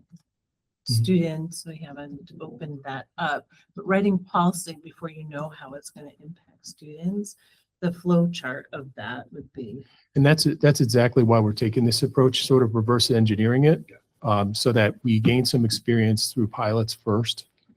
We come together, make sure everybody has a common understanding of what we're trying to achieve, and also trying not to spend too much money. The tools that we already have in-house will have zero additional impact. Gemini and Notebook, zero additional impact on the budget because they're already included in the suite that we already procure for students and staff. I think there's a couple. I want to say too, like I definitely appreciated Kate being there, like representing the teachers union. Natalie Cassandra was there, Will was there also. So we had student representation at the table. Yes. I want to say also, thinking about tools, right? Thinking about AI. I think there's a large education piece, right? To even recognizing what a good tool looked like, right? Sometimes procuring tools without having like that pilot perspective, right? Don't give you the appropriate faculties to decompose, right? A problem, right? Like the district will have to define a problem, decompose it to the level that a specific AI tool could plug into to solve that problem. But effectively that's what AI is, right? It's like the analytical scientific method, right? You start with a like we would like to change like a specific goal, like how you had in that chart. Like if it's like a reading competency for how phonics sound, I'm just making something up, right? But then it's like, and then you bring it out for how you're going to accomplish it. And the way that you accomplish it are you going to put something inside an image generator? Are you going to put something into a large language model, right? Are you going to put something into, and it's like what you decompose it to the level that a tool is able to handle. And without going through the process, it's difficult sometimes to say, like are these like, are we just buying a tool, right? Like, we also want to make sure we're efficiently, effectively using our resources, you know, but yes. So one of the things about, and I know we have limited time, Yeah. but one of the things that's really special and great about the Google tools Yeah. are that we have the ability to curate the what basically would be the LLM. Yeah. So instead of anything that's out there on the World Wide Web, it's just that faculty with both tools could specify exactly what they're going to pull from in the AI's answer. Yeah. So that gives us a level of security and safety. When you say what it'll pull from, meaning the faculty can determine the sources? Yes, you upload them, and like in the case of Notebook LM, you can have, I think, as many as 300 different documents that you could say, this is what I use in my teaching. This is all I want you to answer questions with. Yeah, I think that's a very important guardrail, I think the term we're using, because in AI, well, one of my questions was, what are we talking about when we say AI? Is it LLMs? Is it generative AI? You know, I know there's researchers using AI to take early 20th century photographs of glaciers to make composites of what were sea levels and glacier levels like. So AI can mean a million things, but it sounds like Gemini and such, we're talking mostly LLMs. Can you give me, what's an LLM? Sorry. Large language model. So you like your ChatGPT. Okay, just generate like sort of research for you is what you're. Yeah, yep. And those models are only as good as what you put into them. So you can have lots of racist garbage, you can have misinformation. Right. You can also, I even just find when I do the Google search and they have the AI, it doesn't take into account the quality or credentials of the source, right? So Google just throw you an answer and it'll be based on one anonymous Reddit post, nothing else, because that's the only information it can find. Yeah, I think as much control that the teachers can have over how it's being used, breaking the tools down, as Mr. Temple was saying, to its components is important. There was an MIT study, Your Brain on ChatGPT, where they had two groups. One group was doing research using ChatGPT and then writing their own essays. And another group of students was just writing their own essays, doing the research just using natural intelligence. And they found that 83% of students couldn't recall sentences that they had written in their own essays. You know, they're writing their own essays. ChatGPT is not doing it, but they were gathering all the information very quickly from ChatGPT. So there's a problem of retaining the information, a problem of making sure we're using sources critically and knowing who's writing those sources, what they're about, basic critical thinking skills. And I think going slowly is best. I saw an article recently that Denmark's actually going back to textbooks. Yes, they took So devices out of the we classroom. rush into these things like with the cell phones, everybody gets brain rot, and then we got to dial it back in. So I think there's no disadvantage going slowly, especially if we're talking about like ChatGPT and stuff. Like people will figure out how to do that anyway. So if there are ways we can use these tools, that's great. I think of the calculator, right? Like calculator is a great tool, but for your third grader, you still want them doing pencil paper to figure out the concepts so that they then know how to use the tool broken down the way Mr. Temple was describing. Can you send that study? Sure. Yep. I have some others too. Yep. Sorry. Yep. Quickly from the student perspective, I'd just like to say that after seeing some of the tools that Mr. Goodwin showed us at the meeting, specifically Notebook LM, I thought, and I brought some of those ideas back to some of my classmates. And I think that implementing those types of tools into studying and learning can be and would be super helpful for students, because not all kids are the same type of learners. You know, I see that for myself and my friends and everyone that I know. And when you can implement like a note sheet or specific facts that you need to memorize or concepts that you need to understand, and a service like Notebook LM can give you a video or a mind map, or you can ask it and it can explain it to you in multiple different ways. I think that for students, especially when understanding, you know, basic level and even higher level concepts, I think that will be super helpful once that's implemented for students to, you know, further their knowledge and be able to understand concepts more easily. Is that available to you right now? Not No. on my school account. Okay. Not on a school account. Okay. Not yet. I just want to say, and I'm hearing different sides right now. Like what I'm hearing is as an assistive learning technology, not as a work creation. So there's different ways of looking at AI like development. And I think also what I was going to say is that even in the creation of work, like use of AI could be a more complex task, right? Because if you have a written essay, for example, right, that you would have completed manually, and let's just say, like with intentional use, you have advanced instructions to the AI, giving it references, giving it structure and style, and then could explain the roadmap of the whole process on top of producing an appropriate output, right? Like I'm just saying, like could also be looked at as a complex skill versus like a substitution for work that you originally would have done. So I think it's all about the approach, right? And I definitely love like the learning piece, but I'm just saying that like there's different ways, and you could definitely go deeper with it too. This can't be available to students because we have to pay for it, or because you're worried about right now the guardrails and Guardrails. safety? Yeah, we have no policy to regulate it right now. That's what I was wondering. I was just curious, like but it is available So, cost wise. so around the district, we're doing a limited number of pilots, looking to increase that a little bit.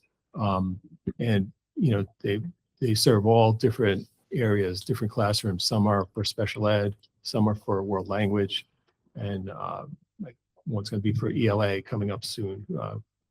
It's called Morphology Matters. So working with teachers who are very, very busy already, trying to find time, trying to assist them in maybe providing a query for them to use.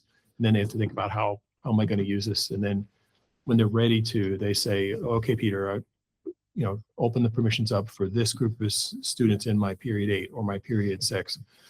And only those students get it for that period of time. And for the length of time, the teacher needs to use that in instruction, and then it gets turned back off. Well, how would Notebook LM work then? Because that's something that you wouldn't do in class. You would do it on your own. Well, it depends. I could think of a lot of ways to do it both, you know. So if we did it both, they would have permission. Yeah. Once we have a okay. It's a matter of opening the access and closing it. Just final thought I have is, I wonder if, Peter, I know you're coming up on retirement too. Yes. And like we live in a wonderful area where we have, you know, resource rich academics, and, you know, this might be an area where we've maybe hit our runway. Knowledge and capability here is, you know, and like, do we want to forge a partnership? Is this a regionalization approach on AI that we should be entertaining? Yeah. And also, do we, you know, maybe it's, I know we don't want to spend money on it, but is it a graduate, internship, fellowship, where we could have some really smart graduate students help us with some of the, I don't know, I think we just got to be creative about making sure we've got the right expertise and recognizing that we're losing some expertise as well. So just something to think about. Business community, maybe. Okay. Thank you very much. Thanks, Peter. Okay, moving on, regular business, approval of 2024 capital project commissioning service. Yes. Okay. Any comments or questions on this one? Motion to approve? Mike, second. Sam, all those in favor? Okay, committee reports. Thank you. So what I'm passing around, folks, is just a very preliminary look at our anticipated job postings that we're most likely going to have to consider in the budget for the next school year. So starting from Columbia and going down to elementary, we posted these for 4 days, and we already have for the elementary section 20 applicants, which is good. And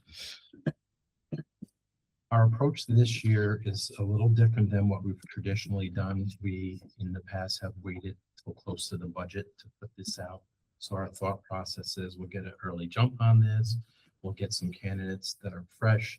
If we start our interview process early, we get the candidates that most likely, if we interview well, we get the ones that we really want, and they're not already picked over by other districts. So we're kind of, I asked Dr. Coates if we could move forward with this as anticipated, and that's why you'll notice at the top it says anticipated, because we haven't finished the budget process. We don't know how many of these positions will actually, but these were based on replacing the retirements that I had at the last board. So I'm excited to get an early start on this, because I think that would really give us a rich pool of candidates to choose from, instead of starting months later in other districts and then having less qualified candidates. I was reading the first part of this. When you said you posted, did you only post the elementary positions so far? I posted all the ones on this Okay, chart you have did, been okay. posted, so business have already have 4, which is amazing because we couldn't barely find someone last year. Yeah. The mathematics, we have 3, 2 for special ed just at Columbia and 1 for the GOV. Still 0 and 0 for the science, which Oh, is sorry. our struggle.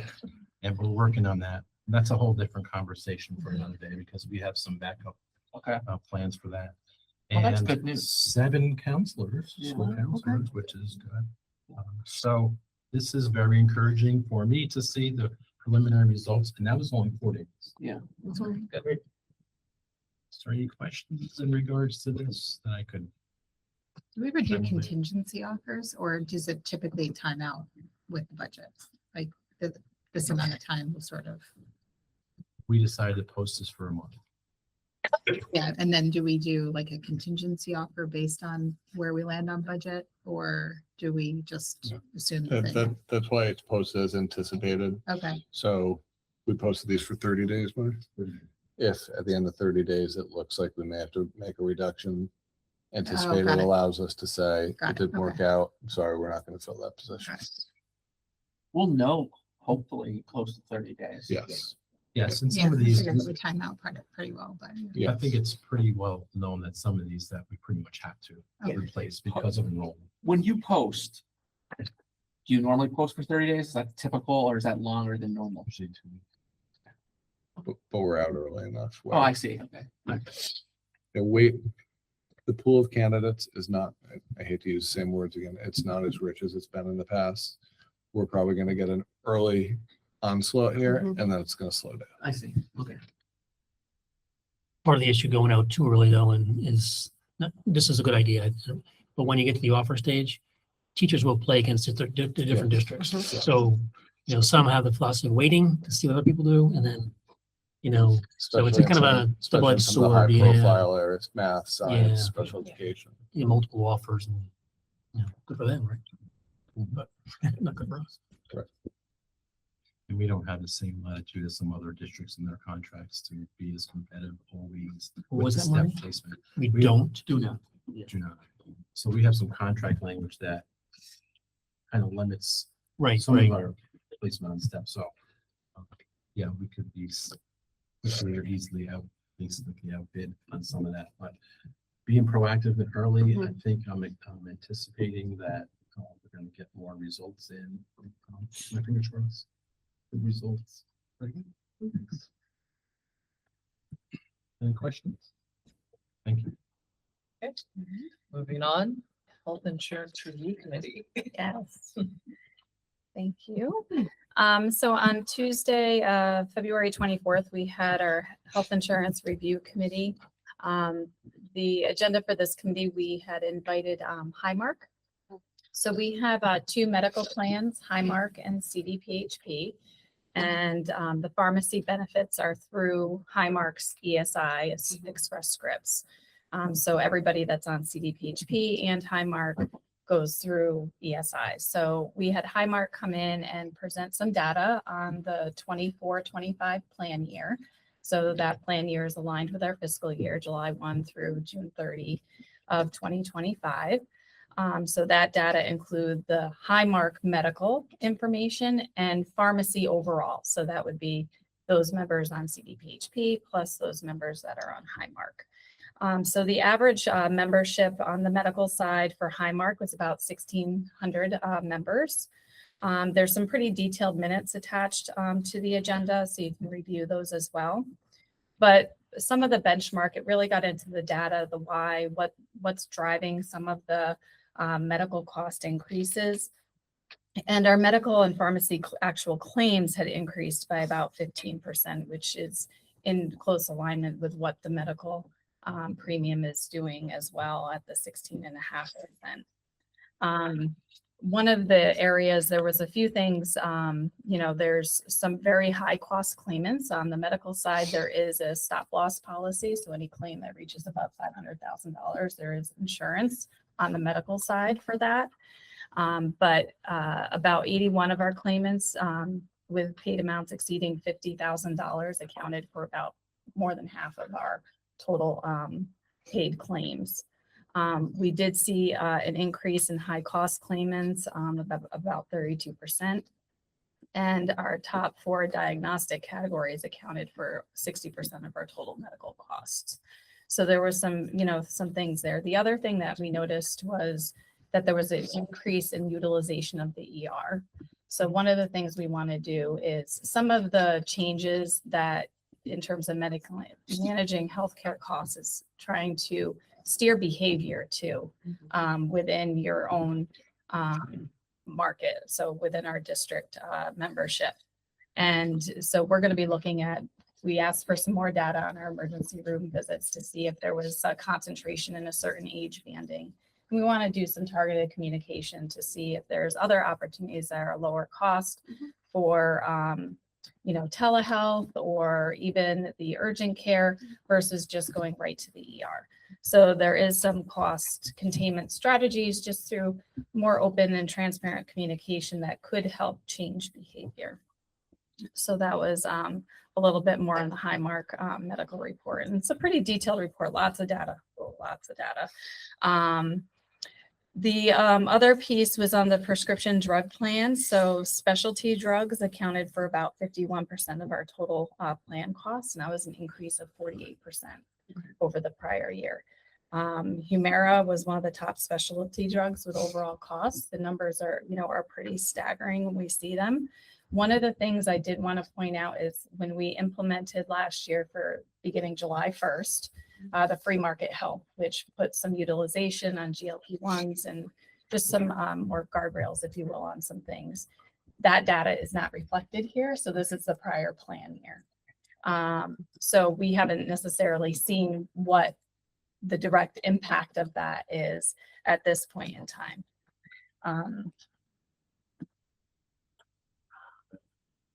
So that was one thing.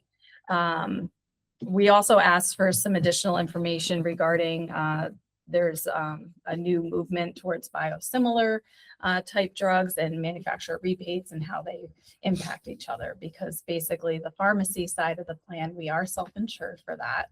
And there's basically 2 primary sources of revenues: the premiums that we collect from the district and employee contributions, and then manufacturer rebates on the drugs. So we're looking to see if there's a positive or adverse impact. So Highmark is going to be looking to get some more information on that.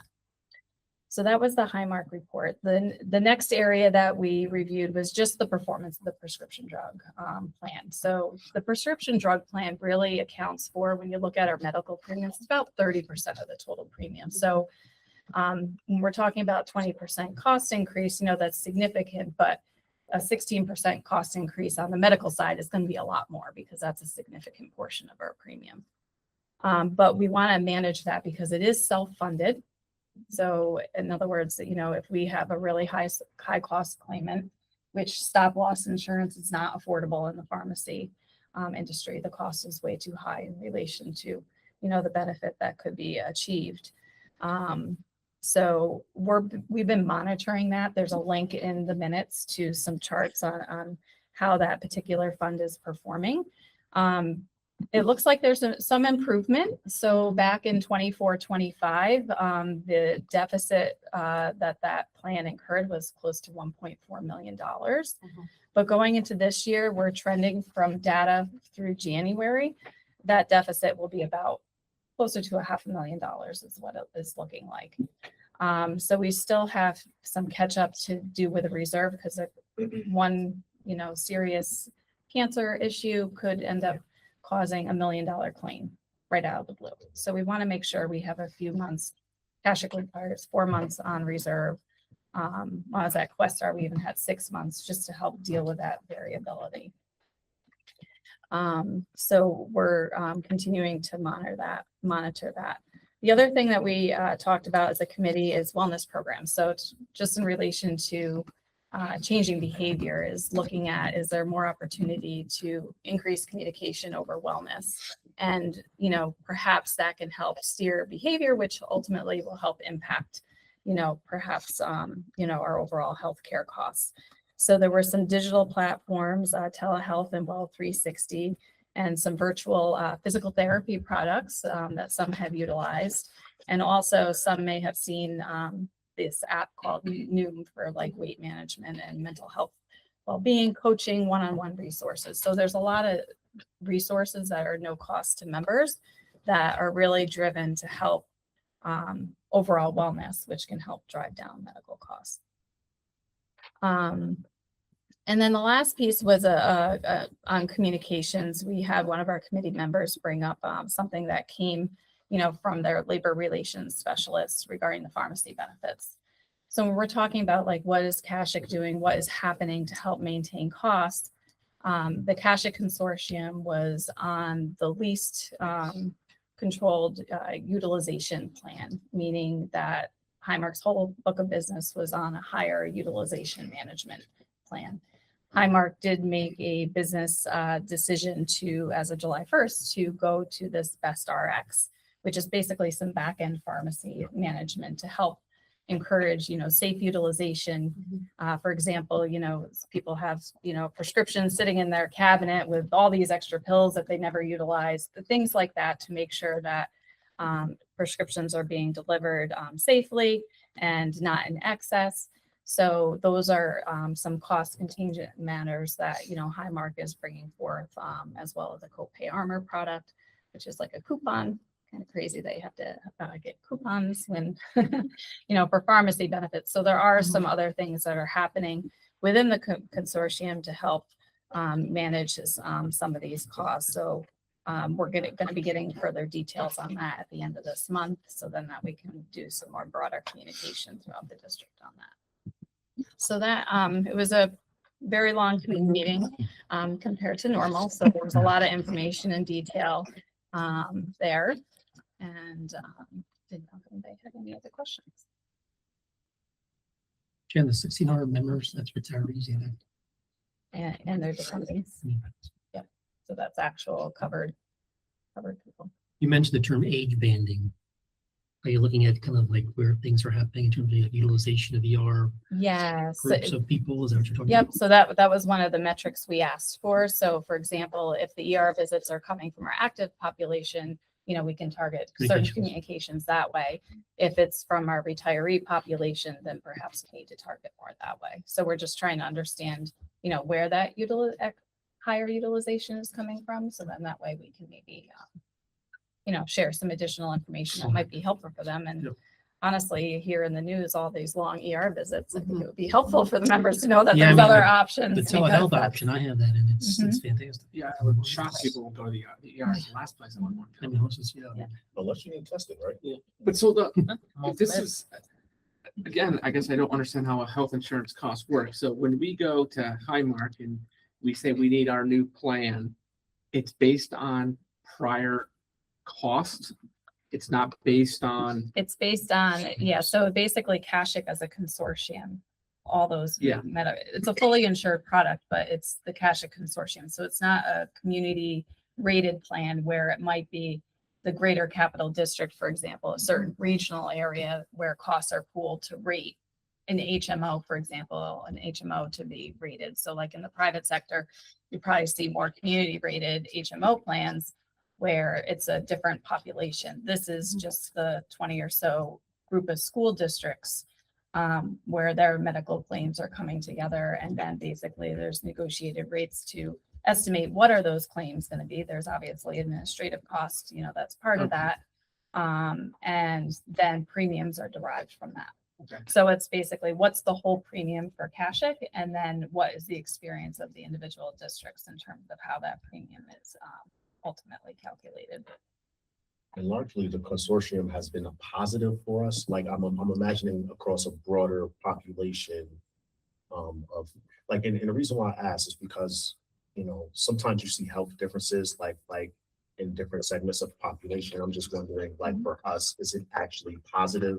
Are we seeing, or I'm wondering like how does being part of the consortium affect our risk profile? Well, I mean, being part of a consortium from a volume perspective, you know, just in pooling resources, you know, just overall, is definitely. So our a benefit cost is as cheaper well. with this rather than going with that HMO that I'm probably paying for, right? Perhaps. That's what I'm wondering. So, don't know if that's I the mean, same. we had an HMO. So last year we had CBPHP HMO, which is the community rated plan. And we ended up switching to the EPO. Yep. And that ended up saving well over Okay, $500,000. so for yeah, our that's what I would district. get. That's- So, you know,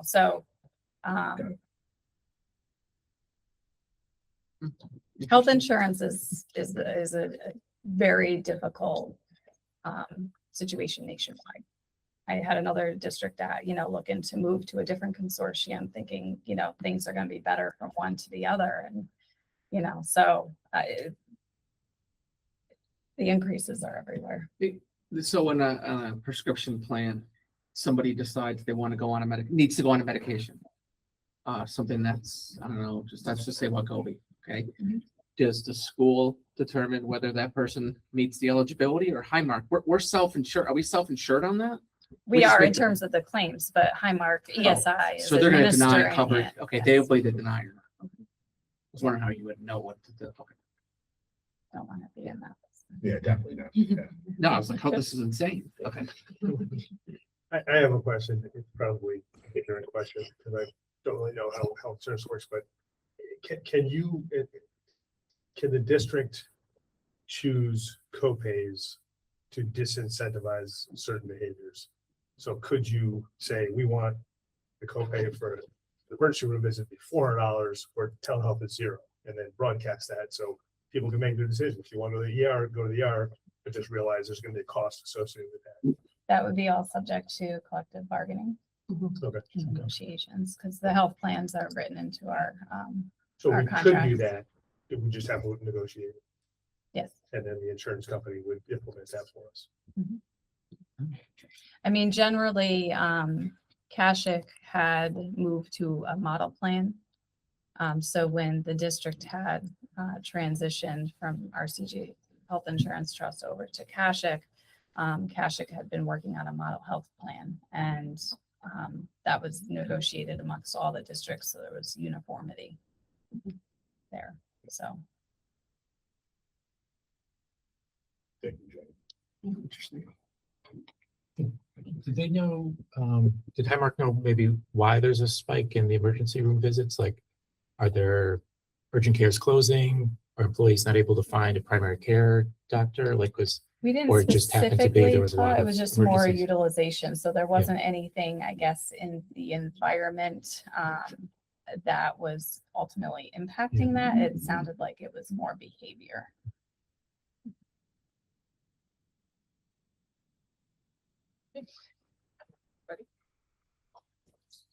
Okay, next up, CCS. Okay, I can keep this brief because a few items we've already talked about. So each CCS committee that we have, and our last one was on March 4th, we review our program review updates. And again, as you know, we're doing our E&L program review this year and our school counselor for the first time. They're both at the same point where they are at the, actually school counselors just presented their accomplishments and strengths, which I was really pleased, and CCS endorsed them. And I'll just quickly highlight a few things that the department's strengths are. They revolve around academic planning and scheduling, as many of you know, graduation pathways, data-informed practices, SEL work with the student counselor relationship, doing some earlier intervention and having some student support services. So some really great things going on with the school counselors. They're both at the same point in the program review process, which is at needs assessment and weakness. E&L is planning on having that endorsed at our next CCS meeting. And once they're finished, you know, by the end of the year, we're hoping to have some goals, and then we'll have presentations, if not in June, possibly for these two. They could be next year because we too have some other things that we need to bring to the board around CCS program reviews. So summer curriculum writing. I just reminded everyone that the proposals are out and the templates, and people can fill them out, and they will be due in March. We also talked quickly, well, not quickly, but it was a short discussion around a new citation for our transcripts. We have something called withdrawal pass that we'd like to put into our transcripts and withdrawal fail. So what that means is students up to the 5-week period, if they're taking a half-year course, have the option of dropping without any recourse, without any notation on the transcript. After that, we would put it on for that half-year course. We would put a withdrawal pass or withdrawal fail, depending on what their performance is at that current moment. For a full year, it would be a student has 10 weeks before they would get that notation. So this was brought to the academic council at Columbia High School. They endorsed it. It came to CCS. They endorsed it.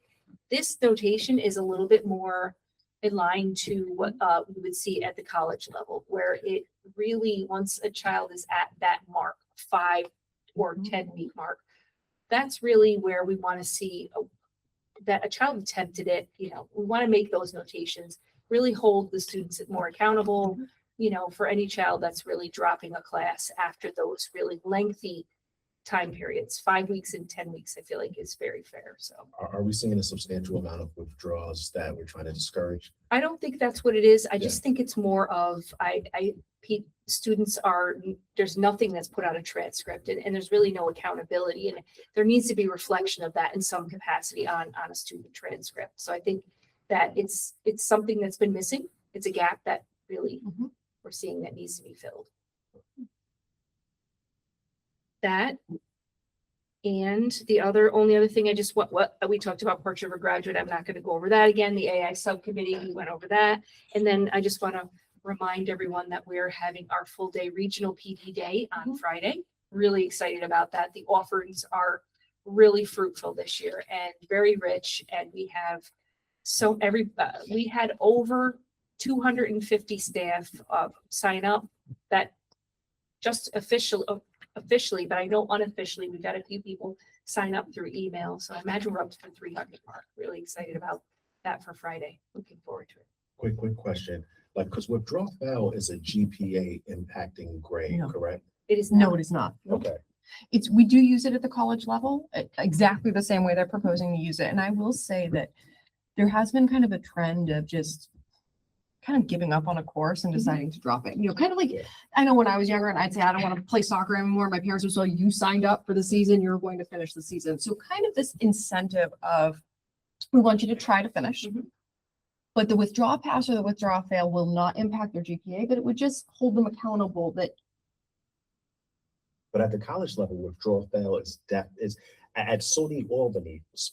At SUNY Albany, a withdrawal fail is definitely GPA impacted. It's Sienna, it is not. Okay. It is not calculated. Withdrawal pass or withdrawal fail. It is not at the high school. Yeah. This is really about, and I guess, put this into perspective. They have up to 5 weeks and a half year to withdraw with no notation. This is really those students that are waiting, it's kind of like it's getting to a point where wait a second, what's, some of them go to a college and they find out, oh, we don't need that, or that's not going to count. So they'll just drop it. These are more for situations where I think people are feeling like that student needs to be held to some level of accountability. I'm fine, especially if it don't impact GPA. I do question though, just briefly, to accountability if it don't impact GPA, even though I don't want it to impact our students' GPA, right? But I'm just saying, like, if accountability is the issue, but that's not a direction I'm in. I'm just saying. I will say, Jesse, my experience too has been, I'll have a student who said they're thinking about doing that, and we discover it will be a WF, a withdrawal fail. And we'll say, well, you know what? What if you tried for a couple weeks? Let's see if we can get it to a WP. And then all of a sudden the grade goes up and they decide to just finish the course. There can be an incentive there. That just gives them that little nudge they need. Sometimes they just need that little nudge to be like, wait, I can do this. I can finish this. And from the accountability perspective, when you're an upperclassman, which is where this will have the greatest impact, to know that now will be noted on your academic transcript, it's a mindset. It's a mindset shift. That's truly the accountability piece. That's my report. Any other questions?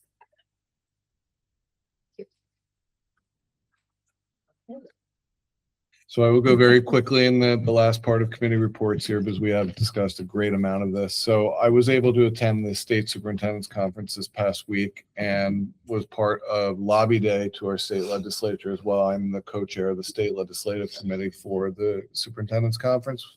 We were able to meet with both Assembly and Senate leadership, and we reviewed a lot of the high profile issues that we've already been discussing on an ongoing basis, state aid, special education funding with FAPE 22, charter schools, consolidations, everything that we've been talking about was part of our advocacy to our elected officials. One notable piece that I think the board should be aware of, and maybe you've been tracking it in the news a little bit, the governor has finally signaled some recognition of concern with electric vehicles and EV buses, specifically in some of the comments that she has made on the climate law. We're hopeful that we're going to get some relief. I looked very quickly at some of the summary notes that I got this afternoon on that. I don't know that it's made as much movement as we would want it to as of yet. Internally, we're waiting very purposefully. We recognize that we have community approval to buy EV buses. It's a large expenditure where if we can get relief from that, we're trying to hold off as long as we can, but the clock is still ticking. But this is the first time that the governor has actually indicated and signaled publicly that there needs to be a change to the law. Yes. What is the next deadline for So let's remember that the EV mandate came as a function of law 5 budget cycles ago. Before they reconcile this budget and approve a new budget, I would anticipate that some iteration of change would be included before they reconcile the budget. Again, they may get stuck. They may choose not to battle the environmental lobby, but it's the first time they've been speaking publicly that there needs to be a change that simply as a function of being able to achieve the goal, we can't get there in the timeline. They've written these waivers in, but still the waivers, they're not enough. They've given us a 2 and a 2. We're not going to get there in 4 years. The energy producers themselves are saying we can't generate the electricity needed to move some of these. And what is the goal? A certain percentage of our force being electric, all electric? We don't know yet. It's like 2030. We don't know yet what the proposal is going to be. But as it stands That's right one now. Oh, as it stands right now, By Under 2035. fully so starting in the fiscal year 27-28, any new purchases that we make are supposed to be EV vehicles. We have the ability to apply for the waiver, which pushes it out an additional 2 years and then potentially eligible for another 2. But beyond that, we'd have to start at that point, absent of any other changes to So the law. 2031, we wouldn't have to buy a bus till 2031. as We things wouldn't have stand to buy right an now. EV vehicle until 2031. Right, yeah, Correct. okay. Till Yeah. 2031. Absent of any other change in the law. Great. All right, moving on to two tabled motions, none. No old business. Okay. All right, consent agenda, any comments or questions? Motion to approve. RP, second, Mike, all those in favor? No addendums. No new business. Public forum. No. Okay, board forum. Also, Set. All set. Okay, and we do need executive session for matters concerning personnel, so motion to move into executive. Kathy, second. Robert, all those in favor?